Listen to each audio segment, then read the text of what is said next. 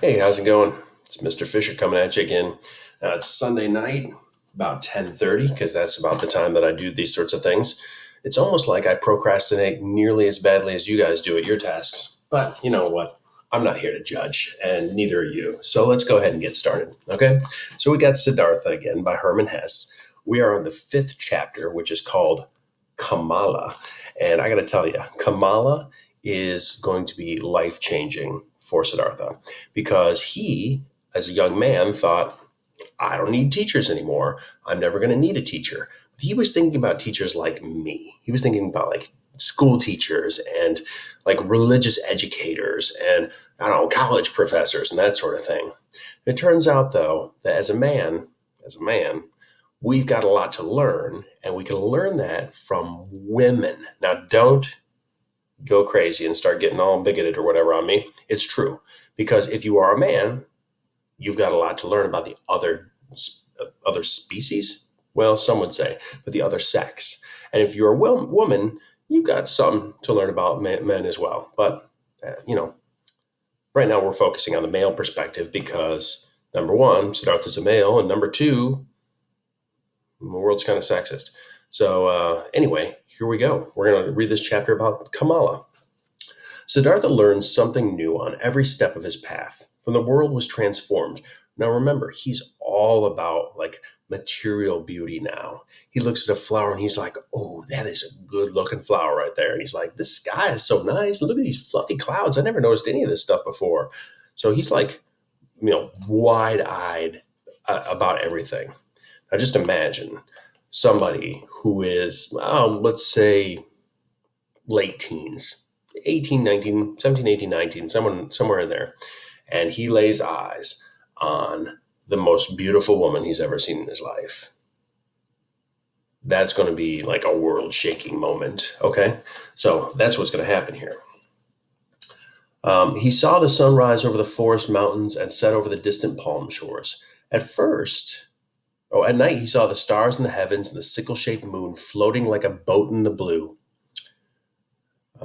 He saw trees, stars, animals, clouds, rainbows, rocks, weeds, flowers, brooks, and river sparkling dew on bushes in the morning. Distant high mountain, blue and pale. Birds sang, bees hummed, wind blew gently across rice fields.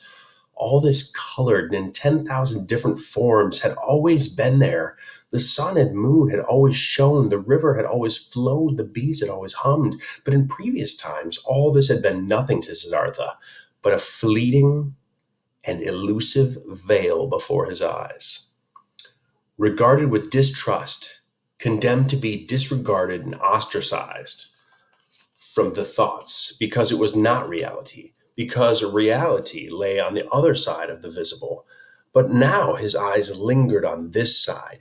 He saw and recognized the visible, and he sought his place in the world. He did not seek reality. His goal was not on any other side. The world was beautiful. One looked at it in this way, without any seeking, so simple, so childlike. The moon and the stars were beautiful, the brook, the shore, the forest, the rock, the goat, the golden beetle, the flower, the butterfly. They were all so beautiful. It was beautiful and pleasant to go through the world like this, so childlike, so awakened, so concerned with the immediate, without any distrust. Elsewhere, the sun burned fiercely. Elsewhere, there was cool in the forest shade. Elsewhere, there were pumpkins and bananas. The days and nights were short. Every hour passed quickly like a sail on the sea, beneath the sail of a ship of treasures full of joy. Siddhartha saw a group of monkeys in the depths of the forest, moving about high in the branches, and heard their wild, eager cries. Siddhartha saw a ram follow a sheep and mate. In a lake of rushes, he saw pike making chase in evening hunger. Swarms of young fish, fluttering and glistening, moved anxiously away from it. Strength and desire were reflective in the swiftly moving whirls of water formed by the raging pursuer. All this had always been, and he had never seen it. He was never present. Now he was present and belonged to it.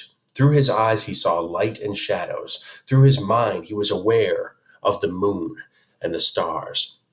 And so Siddhartha is not just seeing things and observing them, but he's also like he's editorializing a little bit. He's seeing like the power of nature. He's seeing the bigger fish try to eat the smaller fish, and he's seeing the lusty ram take his mate, the sheep, and which is like nature. And he sees, what else do you see? Oh, a bunch of monkeys having a good time. So he's literally just seeing everything, and he's just observing. He's not judging. He's not seeking. He's just walking like, oh, wow, look at that. And he's looking at it through like the eyes of a child. He's taken away that veil, that filter that we put over things as we get older. We stop paying attention to things. Like you guys are driving age. Have you ever driven from your house to somewhere else and you get there and you're like, man, I don't even remember driving here. Like I zoned out completely. So much of our life is routines, and so much of it is so formulaic that we tend to zone out and miss things all the time. Or we don't even see the things that are right in front of our face every day. We just miss it. So Siddhartha's trying to be more observant. He's trying to just soak everything in and feel it all and see it all and smell it all and taste it all and touch it all, which would be a really cool way to go through life for a little while. I think he's just being very like open and hedonistic, but he's also not thinking about the future. He's not thinking about the past. He's not really learning anything. He's just observing.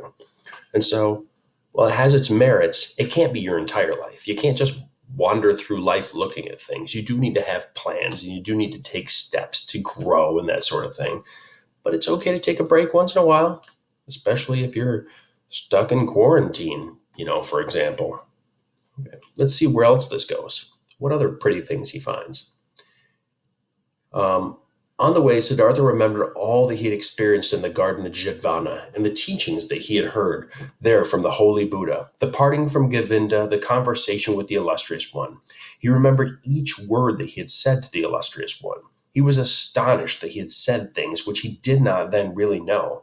What he had said to the Buddha, that Buddha's wisdom and secret was not teachable, that it was inexpressible and incommunicable, and which he had once experienced in an hour of enlightenment, was just what he had now set off to experience, what he was now beginning to experience. He must gain experience himself. He had known for a long time that his self was Atman, of the same eternal nature as Brahman, but he never really found his self because he wanted to trap it in the net of thoughts. The body was certainly not the self, nor the play of the senses, nor thought, nor understanding, nor acquired wisdom, or art with which to draw conclusions, and from already existing thoughts to spin new thoughts. No, this world of thoughts was still on the side, and it led to no goal. When one destroyed the senses of incidental self, but fed it within thoughts and erudition, that's getting pretty deep right there. He used the word erudition or erudite. I'm just going to say, hey, that makes me think of the book Divergent. If you don't know what the book erudition means, or the word erudition means, erudition, erudition, you should probably look it up, because it's one of those words that you're going to come across and you normally just go, I don't know what that means. But that's not how you become a good reader, and that's not how you become a good learner, and that's not how you gain wisdom and experience. So stop, observe, and learn. Okay, look it up. All right, moving on. Let's see. He would only strive after whatever the inward voice commanded him, not tarry anywhere, but where the voice advised him. Why did Gautama once sit down beneath the bo tree in his greatest hour when he received enlightenment? He had heard a voice in his own heart, which commanded him to seek rest under his tree, and he had not taken recourse to mortification of the flesh, sacrifices, bathing, or prayers, eating or drinking, sleeping or dreaming. He had listened to the voice, to obey no other than what was good, what was necessary. Nothing else was necessary. I kind of like that point right there. Okay. He says that when Buddha received his enlightenment, he wasn't thinking deeply. He wasn't praying hard. He wasn't feasting. He wasn't hurting himself. He wasn't like the samanas in the forest. He wasn't washing away his sins or any of that stuff. He was listening to his inner voice, his inner monologue, and his his intuition was telling him what to do. It said, go sit beneath that tree and just experience life, and you will become enlightened. And I'm not saying that that's how we're going to become enlightened, because I'm not even sure I'm seeking enlightenment, but it is a good idea. How often, and this is a great question, not to pat myself on the back here, but how often does your inner voice say, you're going to regret that? And I don't mean big things. I mean, like, you got your car keys and you put them down in a spot that you don't normally put them in. And you hear in the back of your head, you're going to forget those. But you ignore it. And then you know what? You forget them. And now you don't know where your keys are. So you have to spend time like going back and searching or whatever. That little voice in your head happens more often than you think. I bet if you stop and take note of your intuition telling you things, you're going to realize that there are lots of points throughout the day where your brain goes, or yeah, that's a good idea, or no, no, no, no, no. If you put that cup of water that close to the computer, the cat could knock it over, ruin your computer, and then your life is going to be effectively over. Okay, that may be a very specific example from my own life, but I have, like in the last couple of years, maybe the last 3 years, I've made a concerted effort, and it has paid off in spades, man. So anytime that inner voice tells me, and I'm not hearing voices, okay, but anytime my intuition tells me to do something or tells me that what I'm doing is probably not a great idea, I try to listen to it. And once again, I don't mean big things, because I'm old enough to know, like, oh, getting drunk and driving, that's not a good idea. I don't need my intuition to tell me that. I know that it's not a good idea. Also, you should know that, so don't do stuff like that. However, it's the small day-to-day stuff. Like, don't do that, you'll forget it. Don't leave it there, you'll lose it. Why don't you do this instead of doing that? Your brain tells you these things, or your instincts tell you these things, and we ignore them. Well, Siddhartha is saying, don't ignore them. And I agree. It may be just a little bit more work in that moment, but it'll save you work down the road. Okay? So, you know what I'm talking about. Just that tiny voice in the back of your mind saying, listen to it. Try to count how many times during the day that pops into your brain. That'd be interesting. Okay? All right, I'm going to keep reading now and stop talking, because we're already at 12 and a half minutes. And God, I'm not even to the main character in this chapter yet. Okay, there's going to be a little bit that I'm going to skip, okay? So Siddhartha comes to a ferryman. His name is Vasudeva. I don't even know if they say that here yet. But he meets the ferryman. Wait a minute. Yes, he does. He meets the ferryman. Okay. During the night, as he slept, the ferryman's straw hut, Siddhartha had a dream. He dreamt that Govinda stood before him in a yellow robe. This is weird, okay? This is going to be about a dream. Siddhartha met a ferryman, asked if he could stay at his house. He's like, sure, my wife's dead, so you can sleep in her bed. If somebody said, yeah, you could stay in my place, my wife's dead, you could just sleep in her bed, that'd be a red flag, but not in this book. So, different culture, different people, all right? But he has this dream. Now, this dream is going to be bizarre, okay? And you can interpret it however you want. I'm just not going to get into it that much, honestly. Dreams are weird, just in general, you know? So I'm sure some of your dreams are bizarre. I bet it would be really interesting if you kept a dream journal for even a few nights during quarantine. So the way you do that is you like either set alarms to wake yourself up a little bit early, and then you get up and write down your dreams right away. Or you try to, right when you wake up, grab a paper and a pen and just write down whatever you can remember. Because right now, with the lack of energy, the lack of like physical activity that we're getting, weird dreams. I mean, I feel like you probably understand me on this one. Okay.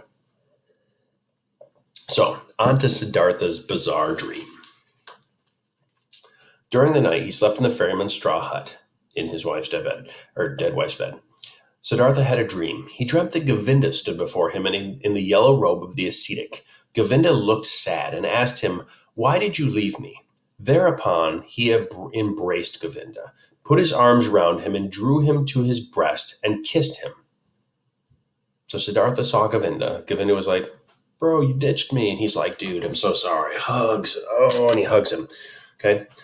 And Remember, the word breast doesn't mean like bosom, it means chest in this scenario. So Siddhartha is drawing him to his chest. All right. Thereupon he embraced Govinda, pulled his arm around him, and drew him to his breast, and he kissed him. He was Govinda no longer, though, because he changed from Govinda into a woman. Dreams are weird. Okay. And out of the woman's gown emerged a full breast. Now, in this context, it does mean a bosom. And this is weird. Um, and Siddhartha lay there and drank, sweet and strong, tasted the milk from this breast. It tasted of women, of man, of sun, of forest, of animal, of flower, of every fruit, of every pleasure. It was intoxicating. When Siddhartha awoke, the pale river shimmered past the door of the hut, and in the forest the cry of the owl rang out deep and clear. Okay, now some people think that this is an overtly sexual dream because like he kisses a woman and then her naked breast is out and stuff. But I think it's more of a like an analogy about Mother Nature, about he's becoming more connected to nature, and now he's like drinking it in. Regardless of how you look at it, it's a weird dream. Some people even think that it proves that there's like homosexual aspects to Siddhartha, and because it was Govinda, he hugged him, turned into a woman, kissed him, but then it was a woman, breastfed from the woman, and it tasted like women and men. But that's a whole other lens that people view this through. I really don't, from my perspective, I don't think that's the case here. But you know what? We all view different literature through different critical lenses. So moving on from the dream, he's still in the hut, sleeping in the dead lady's bed. Um, It's a beautiful river, he said to his companion. Yes, said the ferryman, it is a very beautiful river. I love it above everything. I have often listened to it, gazed at it. I have always learned something from it. One can learn much from the river. Okay. Thank you, good man, said Siddhartha, and he landed on the other side. I'm afraid I have no gift to give you, nor any payment. I am homeless, a Brahmin's son, and a samana. So basically, a ferryman is somebody who takes you across a river. There's no bridge, there's a big river, it's very fast moving, it's too deep to just walk across. And so you hop on the ferry, he pulls you across, usually a rope or like they use a pole or whatever. When you get to the other side, you're supposed to pay them, much like a taxi cab. And Siddhartha's like, hey man, thanks for the ride. By the way, I'm homeless. I don't have any money to give you, but it's cool because hopefully it's cool. That's cool, right? If I just don't pay you? Yeah, sure. Let me do the service that I use to keep myself alive, and you just take it for free. That sounds great. But the ferryman is much nicer than I am. He said, I could see that, said the ferryman, and I did not expect any payment or gift from you. You will give it to me some other time. Foreshadowing. Do you think so? Said Siddhartha merrily. Certainly. I have learned from this river too. Everything comes back. You too, Samana, will come back. Now farewell. May your friendship be my payment. May you think of me when you sacrifice to the gods. Smiling, they parted from each other. Siddhartha was pleased at the ferryman's friendliness. He is like Govinda, he thought, smiling. All whom I meet on the way are like Govinda. All are grateful, although they themselves deserve thanks. All are subservient. All wish to be my friend, to obey and to think little. People are children. Bro, Siddhartha, that's really rude. Did you hear that? That guy was just so nice to him, and he's like, that simple idiot. He's so kind. Ouch, man. I think Siddhartha could use a little bit of modesty. Like he could be knocked down a few pegs and it'd probably be good for him. Because when you're too confident, it's probably because you haven't experienced enough to realize your own limitations. It seems like the more verbose and like outspoken people are, the less they know.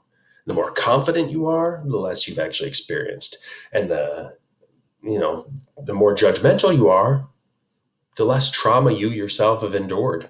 That's just life. A wise man knows how little he truly knows, while the ignorant, they don't know what they don't know, because ignorance is bliss. If you think you know everything, you're wrong. Okay, so moving on. Just insulted the guy, not to his face. He said it behind his back, but he insulted the guy that was nice to him. Gave him a place to sleep. Got him across the river for free. Such an ingrate. Anyway, okay, they parted. And, okay, here we go.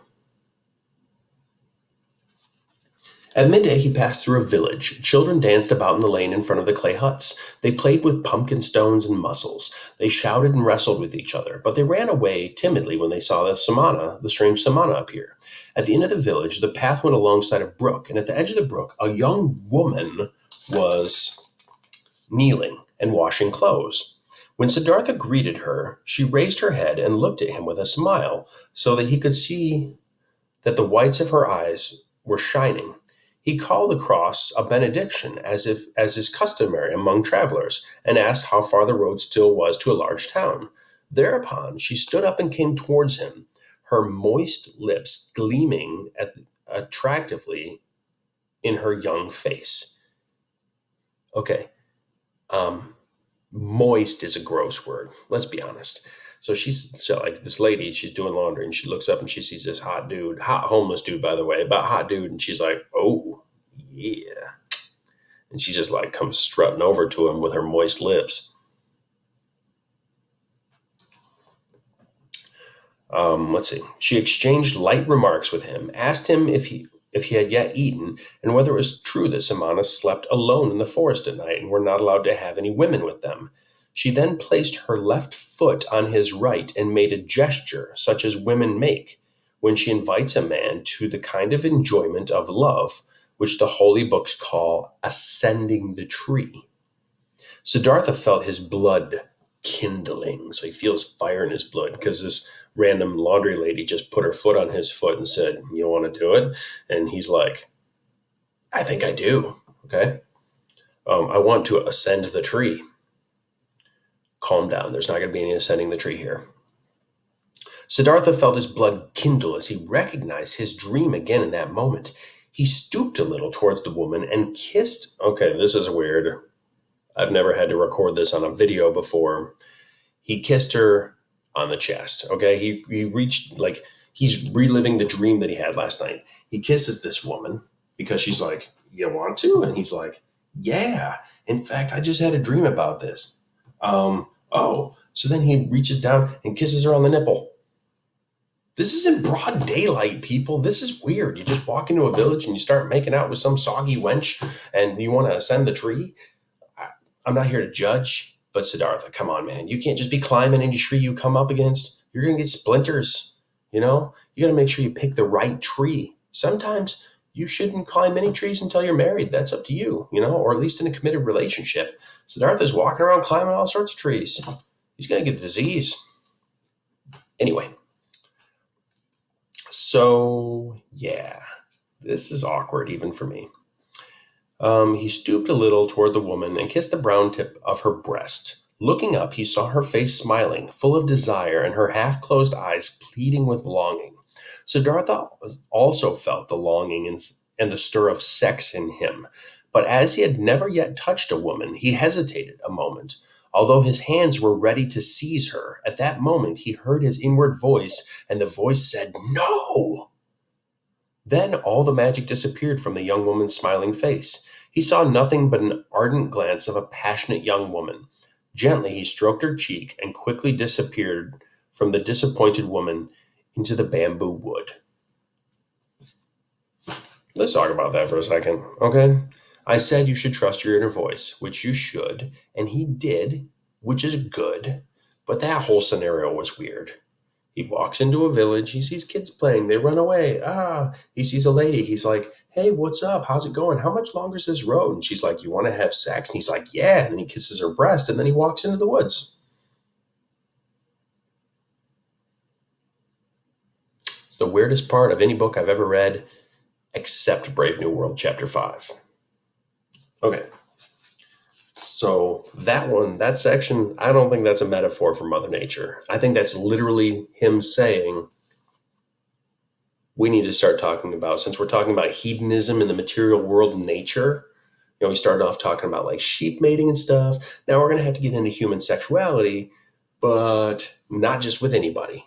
You should not ascend the tree with just anybody. Okay, you got to find the right trees and you got to climb them safely, according to this book. Okay. Bum, bum, bum, bum. This is a fairly long chapter. Whew, this is a long chapter.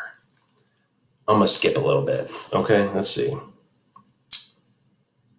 So Siddhartha comes to the larger town after he left the lady behind, and he sees a palanquin being carried by, and on that palanquin is Kamala.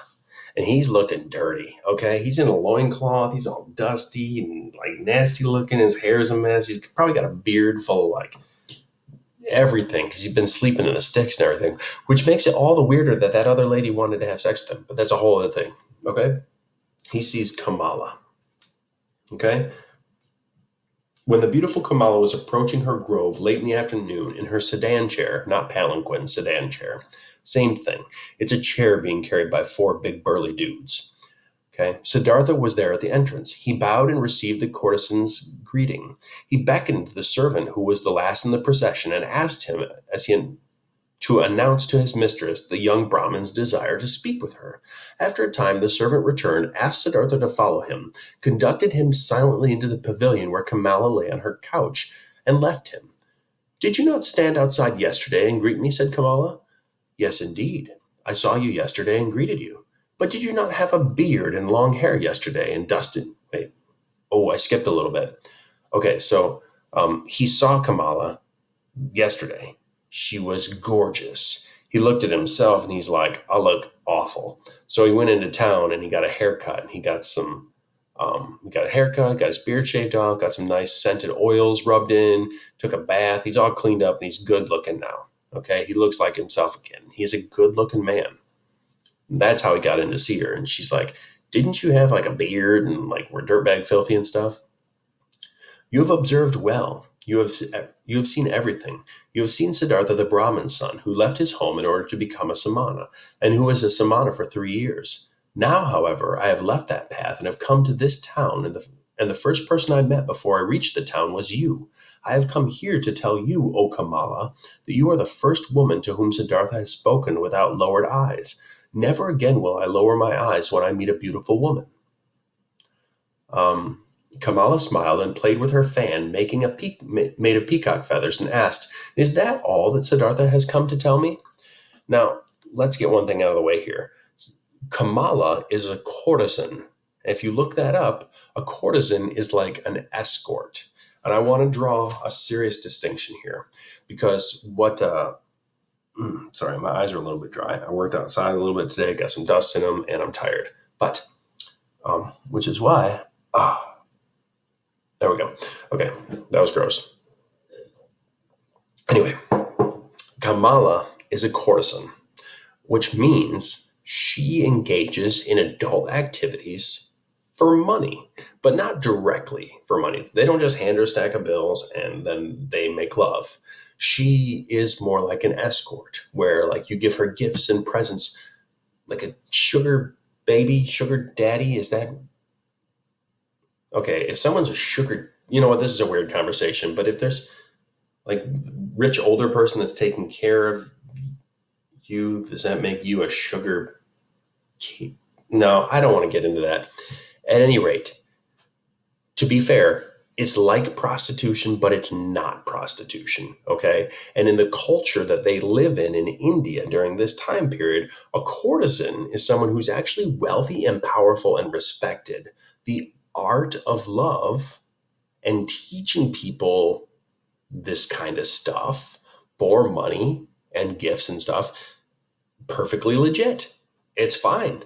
Now, we don't usually hold that opinion in the United States. There is legal prostitution in like Las Vegas, I think, but that's about it because we feel like you shouldn't exchange money for your body like that, which is true. You should have respect for your body and who you are and not trade it for money. It might have something to do with the fact the United States has puritanical ancestors. You know, we come from the Puritans and they were pretty buttoned up, the Puritans and the Quakers and that sort of thing. Other countries are much more open about that type of stuff. Okay, let's move on and not say any more about that. Okay, she doesn't sell her body. She engages in adult activities for gifts and money and stuff. There. But she's not a hooker. Okay, she's a respected worker. It's a good career. I don't know how to explain this. This whole chapter is awkward, but it's true. Okay. All right. Moving on. I have come to tell you this and to thank you because you are so beautiful. And if it does not displease you, Kamala, I would like to ask you to be my friend and teacher, for I do not know anything of the art of which you are a mistress. Thereupon Kamala laughed aloud. It has never been my experience that a samana from the woods should come to me and desire to learn from me. Never has a samana with long hair and old torn loincloth come to me. Many young men come to me, including Brahmin sons, but they come to me in fine clothes and fine shoes. There is scent in their hair and money in their purses. That is how these young men come to me, O Samana. Siddhartha said, I'm already beginning to learn from you. I already learned something yesterday. Already I got rid of my beard. I have combed and oiled my hair. There's not much more that is lacking, most excellent lady. Fine clothes, fine shoes, and money in my purse. Siddhartha has undertaken to achieve more difficult things than these trifles, and has attained them. Why should I not attain what I decide to undertake yesterday? Why should I not attain what I decided to undertake yesterday? To be your friend and to learn the pleasures of love from you. You will find me an apt pupil, Kamala. Okay, he's bragging about his prowess, even though he has never, okay. I've learned more difficult things than what you have to teach me, said Siddhartha. So Siddhartha is not good enough for you as he is, with oil in his hair but without clothes, without shoes, and without money. Kamala laughed and said, no, he is not yet good enough. He must have fine clothes. He must have clothes, fine clothes, and shoes, fine shoes, and plenty of money in his purse, and presents for Kamala. Do you know now, Samana from the woods? Do you understand? I understand very well, cried Siddhartha. How could I fail to understand when it comes from such a mouth? Your mouth is like a freshly cut fig, Kamala. By the way, you should look up what a freshly cut fig looks like, because he makes that allusion several times. Like 7 times in this chapter, he says her lips look like a freshly cut fig. How could I fail to understand when it comes from your mouth, a mouth like a freshly cut fig? Kamala, my lips are also red and fresh and will fit yours very well. You will see. But tell me, fair Kamala, are you not at all afraid of a samana from the forest who has come to learn about love? Now, this is definitely, of all the weird things that Siddhartha's done in this chapter, this is a weird way to take this conversation.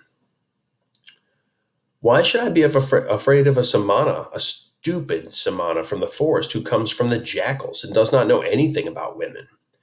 Oh, the samana is strong and afraid of nothing. He could force you, fair maiden. He could rob you. He could hurt you. So Siddhartha just said, aren't you afraid? Like, you tell me I need to get nice clothes, nice shoes, and money, but aren't you afraid I could just beat you up and have my way with you? Who says that? Who brings that up in polite conversation? I mean, I realize he's talking to a woman who plies her wares for money, but he just said, aren't you afraid that I'm going to take advantage of you? You don't ask people that. Weird. Okay. But she's got a great response because, first of all, she's Kamala. She's very intelligent, very pretty, very confident, and she probably has armed guards around her. No, Samana, I'm not afraid.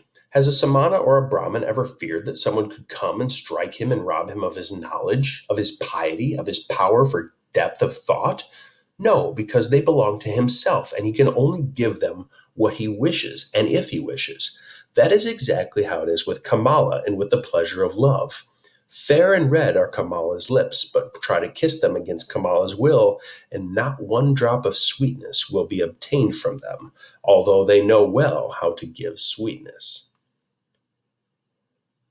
It's better if you have permission, is what she's saying. You are an apt pupil, Siddhartha, so learn also this. One can beg, buy, be presented with, and find love in the streets, but it can never be stolen. You have misunderstood. Yes, it would be a pity if a fine young man like you misunderstood. Siddhartha bowed and smiled. You are right, Kamala. It would be a pity. It would be a very great pity. No, no drops of sweetness must be lost from your lips, nor from mine. So Siddhartha will come again, and when he has what he is lacking, clothes, shoes, and money. But tell me, fair Kamala, can you not give me a little advice? Advice? Why not? Who would not willingly give advice to a poor, ignorant samana who has come from the jackals in the forest? Dear Kamala, where can I go in order to obtain these things as quickly as possible? My friend, many people want to know that. You must do what you have learned to obtain money, clothes and shoes for it. A poor man cannot obtain money otherwise.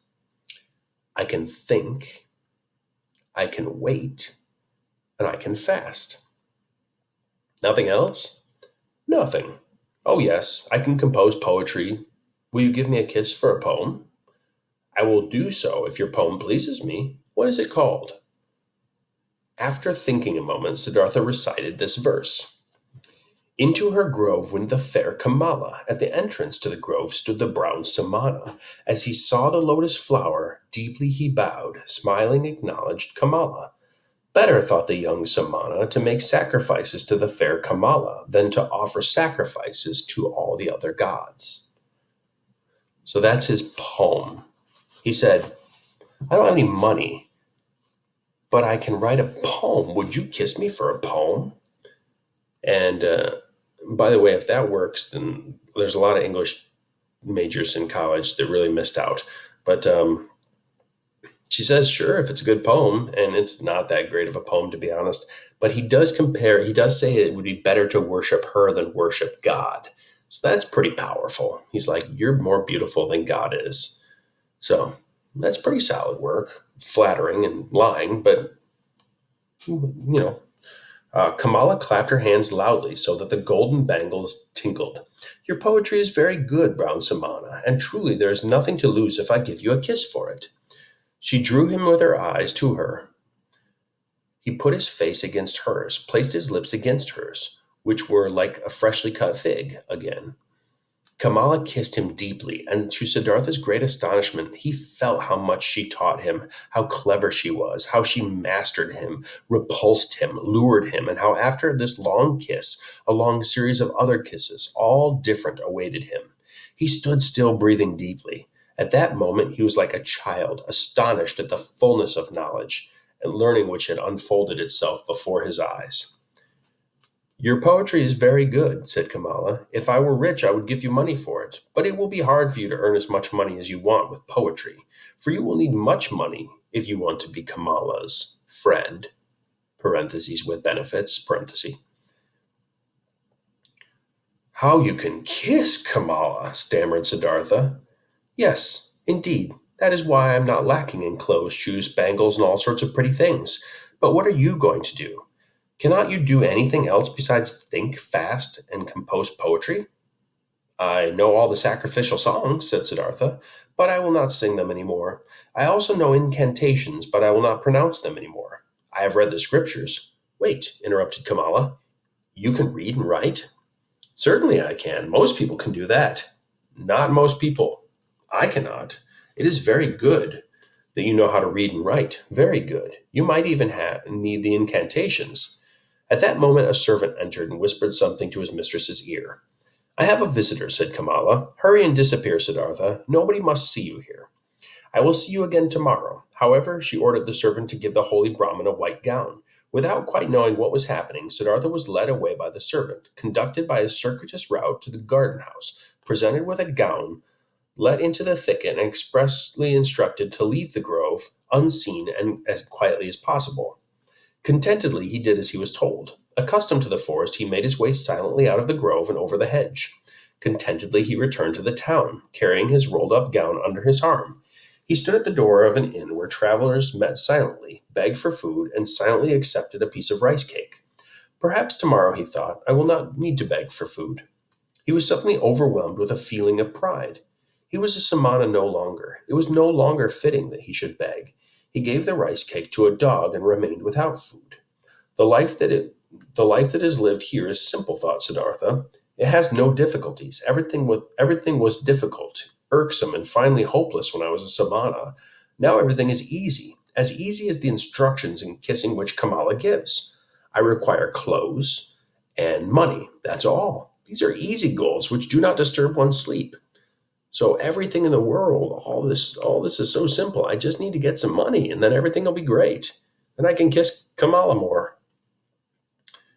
He had long since inquired about Kamala's townhouse and called there the next day. Things are going well, she called across to him. Kamaswami accepts you to call on him. He is the richest merchant in town. If you please him, he will take you into his service. Be clever, Brown Samana. I had your name mentioned to him through others. Be friendly towards him. He is very powerful, but do not be too modest. I do not want you to be his servant, but his equal. Otherwise, I shall not be pleased with you. Kamaswami is beginning to grow old and indolent. If you please him, he will place great confidence in you. Siddhartha thanked her and laughed when she learned that he had not eaten that day nor the previous day, she ordered bread and fruit to be brought to him and attend him. You have been lucky, she said to him on parting, one door after the other is being opened for you. How does that come about? Have you a charm? Siddhartha said, Yesterday I told you, I know how to think, how to wait, and how to fast, but you did not consider these useful. But you will see that they are very useful, Kamala. You will see that stupid Samanas in the forest learn and know many things, many useful things. Day after yesterday, I was still an unkempt beggar. Yesterday, I already kissed Kamala, and soon I will be a merchant and have money and all those things which you value. Quite, she agreed. But how would you have fared without me? Where would you be if Kamala did not help you?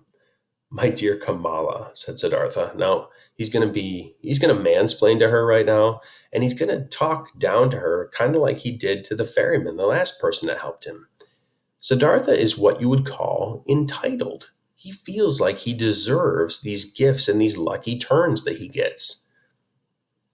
That's part of being young and kind of dumb, I guess. But he'll learn eventually that you're not entitled and the world doesn't owe you anything. You think that the world owes you something. You think that people owe you something. But you have to earn it. You have to be worthy of it. Siddhartha doesn't know that. He even says, my dear Kamala, which is so patronizing. Said Siddhartha, when I came to you in your grove, I made the first step. It was my intention to learn about love from the most beautiful woman. From the moment I made that resolution, I also knew that I would execute it. I knew that you would help me. I knew it from the first glance at the entrance to the grove. And if I had not wanted, but you did want. Listen, Kamala, when you throw a stone into water, it finds the quickest way to the bottom of the water. It is the same when Siddhartha has an aim or a goal. Siddhartha does nothing. He waits, he thinks, he fasts, but he goes through the affairs of the world like a stone through water, without doing anything, without bestirring himself. He is drawn and lets himself fall. He is drawn by his goal. He does not allow anything to enter his mind which opposes his goal. That is what Siddhartha learned from the Samanas. It is what fools call magic and what they think is caused by demons. Nothing is caused by demons. There are no demons. Everyone can perform magic. Everyone can reach his goal if he thinks, waits, and fasts. Kamala listened to him. She loved his voice. She loved the look in his eye, because he's a good-looking guy. Perhaps it is as you say, my friend, she said softly, and perhaps it is also because Siddhartha is a handsome man, because his glance pleases women, that he is so lucky. Siddhartha kissed her and said, Goodbye. May it be so, my teacher. May my glance always please you. May good fortune always come to me from you. That's the end of that chapter, which is the most awkward chapter that I have to read. So, look back over that chapter or watch this video again and try to find part of that stood out to you. Once again, find a sentence that stood out to you in some way, and fill out the attachment that I'm going to put on there. Um, I mean, if you choose one of the more risque sections of the text, it's in there, and this is a board approved book, so that's okay. But you better have a good reason for it, okay? You better be able to explain why you chose him trying to ascend the tree or what have you. Um, that's all I've got for you. It's like a quarter after 11, and I can barely keep my eyes open right now. So I'm going to hit the stop button, and I'm going to go to bed. And I hope you guys have a great night. Take care of yourselves. Peace.